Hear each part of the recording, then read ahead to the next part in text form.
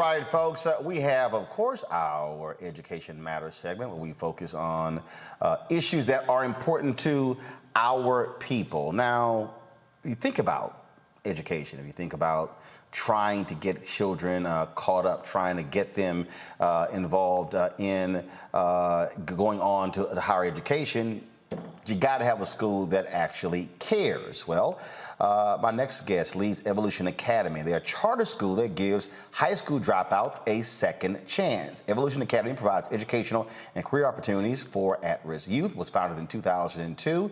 The school is spread across 3 campuses, have graduated more than 2,000 students. Joining us now is Cynthia Trigg, founder of Evolution Academy Charter School. Cynthia, glad to have you on the show. So tell us, how did this thing start?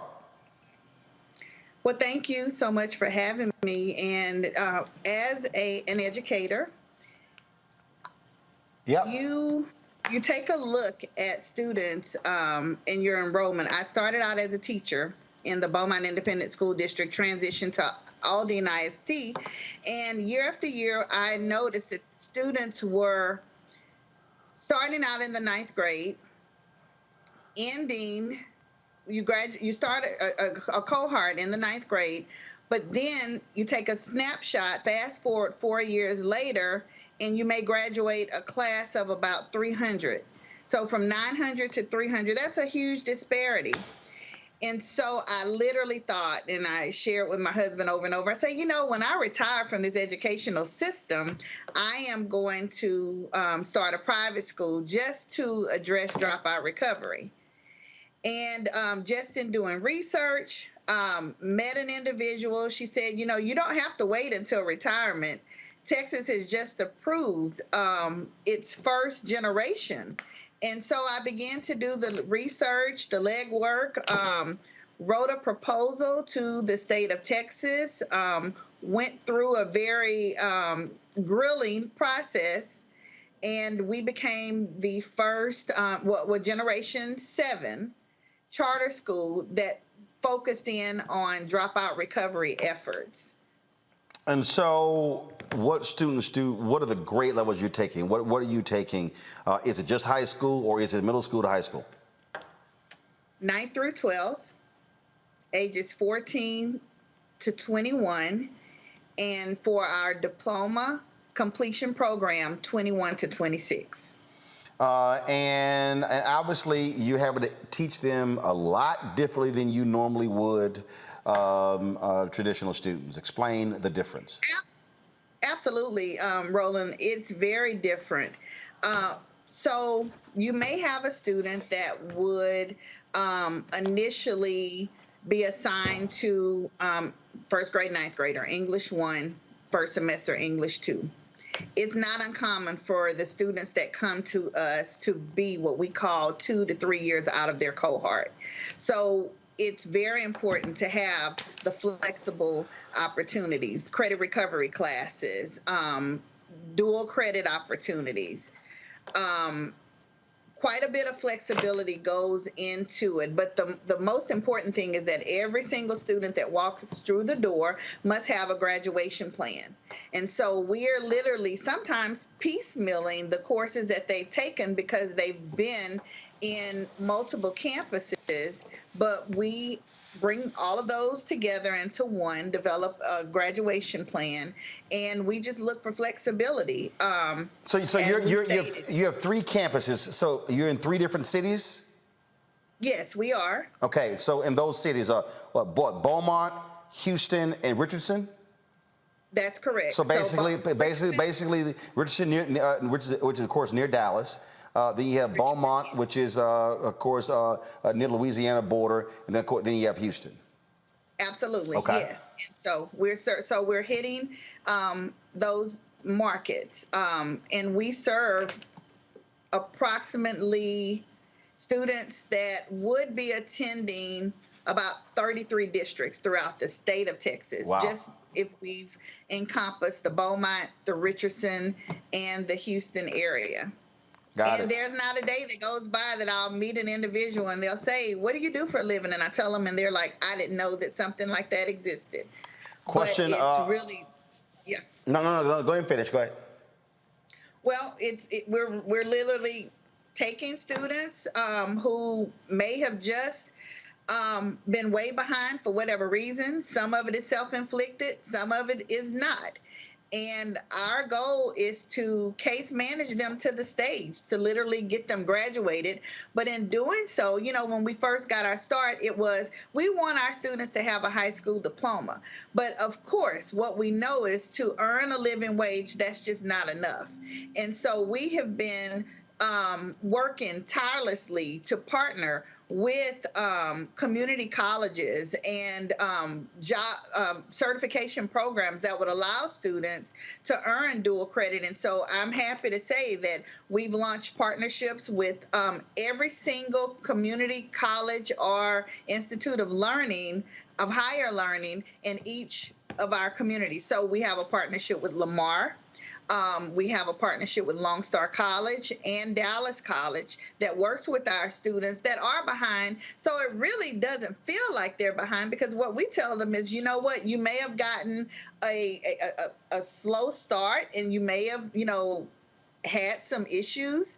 But what we're going to do is, once you have an opportunity to earn an associate's degree prior to leaving here. So let's maximize this free of charge. Right. And there's no lag time. So you are literally ending up where you would be because you're making up for lost time. And we're just compressing that. Questions for my panel. I'll start with the educator, Julianne Melva. Sister, first of all, thank you for your work and congratulations on everything you've done, especially the partnerships. I'm interested in what kind of data you're collecting. You have over 2,000 graduates. So what kind of data are you collecting, and what are you learning from the data collection that will shape the next cohorts that you work with? What we are learning is that our students require social emotional support on steroids. That's one of our major pieces. And so the resources that you would have on a 1-to-1 ratio in your traditional independent school district may look a lot different, because we literally have to case manage students because of the social and the emotional that they are constantly dealing with. And it's just easy.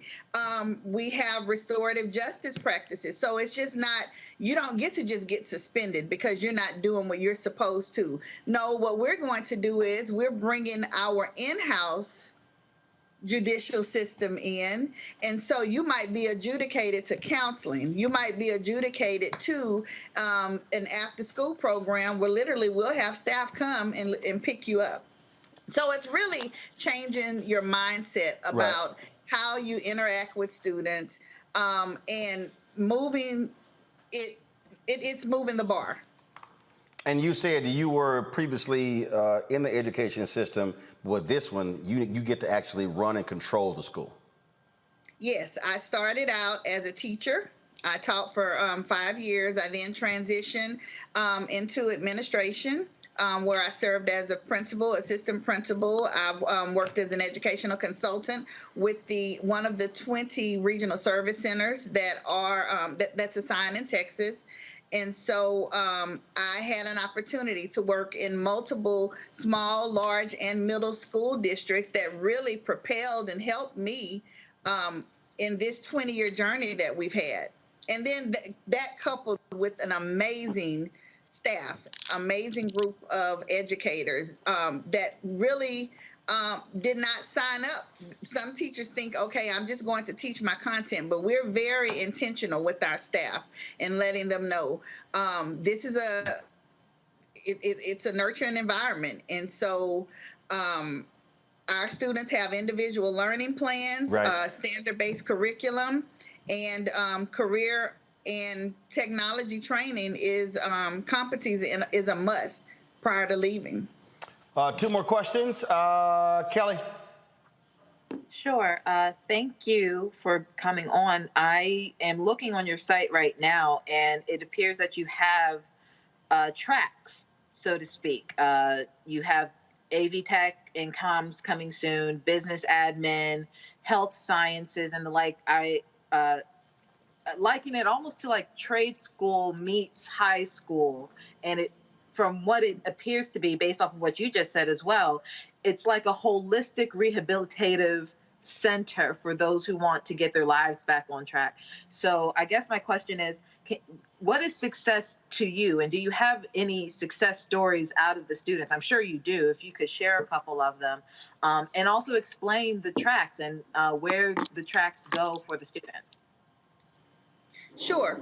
So we have the Business Support Center systems track where students are engaged in the opportunity to complete a Microsoft certification. We will be implementing what's called it's our community healthcare worker track that propel students, if they're interested in the social work arena, there's a certification that goes along with that. There's an entrepreneur certification that students that may want to start their own businesses. We have students that are very creative and they need a roadmap and a model. And so our success stories stem from students that have been told by former educators that they would not amount to anything. But I had a young man who, after his rap career failed, he remembered that I had a teacher to take me through a dual credit program, and I did pretty decent. And so now we call him Doctor. We've had a set of triplets who were dropouts, yet they came here, they engaged in the program, and they were able to move forward, graduating in the top of the class, 1, 2, and 3. We've had students that are in the education field, the healthcare field. I go through the airport traveling to and from the different campuses, and it's not probably a time that I'm not in the airport that I'm running into students that are former Evolution Academy students. All right. Michael, question. Yes, thanks for coming on, and thanks for the work that you're doing, Sister Cynthia. Question for you. Do you have an alumni day where the graduates of the school come back and talk about the careers they're in with the current students? And if so, what is that like? What, if you could share a little bit of that with us. What we have done is reach back to our alumni, and they serve as our keynote speakers. We've had students former students also return and provide students with, we operate a morning and an afternoon. And so typically they will present to those students and just encourage them, letting them know, you know what, I was right there where you were, but look at me now. And so those are the best success stories.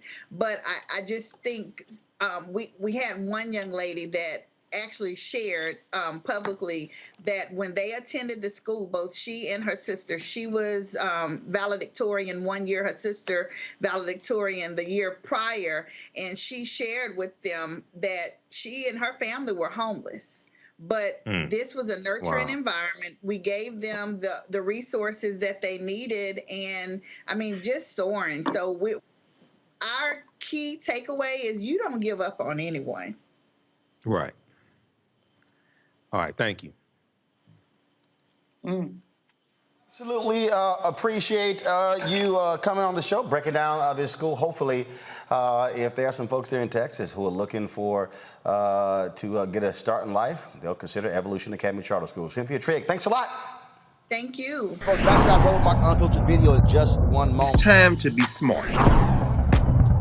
Roland Martin's doing this every day. Oh, no punching! Thank you, Roland Martin, for always giving voice to the issues. Look for Roland Martin in the whirlwind, to quote Marcus Garvey again. The video looks phenomenal, so I'm really excited to see it on my big screen. Support this man, Black Media. He makes sure that our stories are told. See, there's a difference between Black Star Network and Black-owned media and something like CNN. I got to defer to the brilliance of Dr. Carr and to the brilliance of the Black Star Network. I am rolling with Roland all the way. Honored to be on a show that you own. A black man owns the show. Folks, Black Star Network is here. I'm real revolutionary right now. Roland was amazing on there. Stay black. I love y'all. I can't commend you enough about this platform that you've created for us to be able to share who we are, what we're doing in the world, and the impact that we're having. Let's be smart. Bring your eyeballs home. You can't be black-owned media and be scared. You dig?